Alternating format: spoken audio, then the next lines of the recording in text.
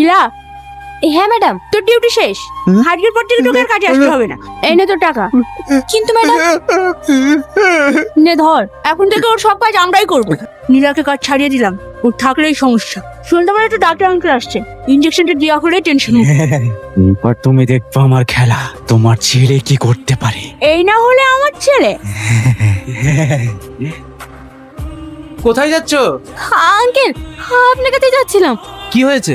ভীষণ বিপদে পড়ে আপনার কাছে এসেছি। আঙ্কেল, নূর ভীষণ বিপদ আছে। ওর সাথে তাদের যা কিছু ঘটেছে সব কিছুর জন্য ওর ফ্যামিলি দায়ী। আজ আমার আমাকে কাজ থেকে দাঁড়িয়ে দিয়েছে। কাজ থেকে তাড়িয়ে দিয়েছে মানে? বলো কি? হ্যাঁ আঙ্কেল, আবার শুনলাম আজ রাতে নাকি ওকে ইঞ্জেকশনটা প্যারালাইসিস করে ফেলে রাখবে। এখন আমি কি করবো কিচ্ছু বুঝতে পারছি না, তাই আপনার কাছে আসলাম। তলে তলে এত কিছু। আচ্ছা তুমি কোনো চিন্তা করো না, আমি দেখছি কি করা যায়। তুমি নিশ্চিন্তে বাড়ি যাও। ঠিক আছে আঙ্কেল। যাও যাও যাও। তুই চলে এসে তাড়াতাড়ি হাত মুখ ধোয়, এসে খেলে। কি হয়েছে তোর? শরীর খারাপ হচ্ছে? না মা, বাড়ির মালিক আজ আমার কাজ ছাড়িয়ে দিল।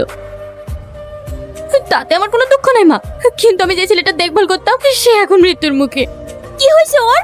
আমি যাকে হ্যান্ডিক্যাপ ভেবে দেখাশোনা করতাম সে আসলে হ্যান্ডিক্যাপ না, এই হ্যান্ডিক্যাপ পরে রেখেছে।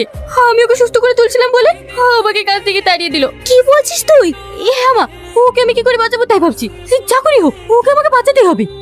তোকে ওসব ঝামেলার মধ্যে যেতে হবে না, এমনি আমাদের সমস্যা শেষ নাই।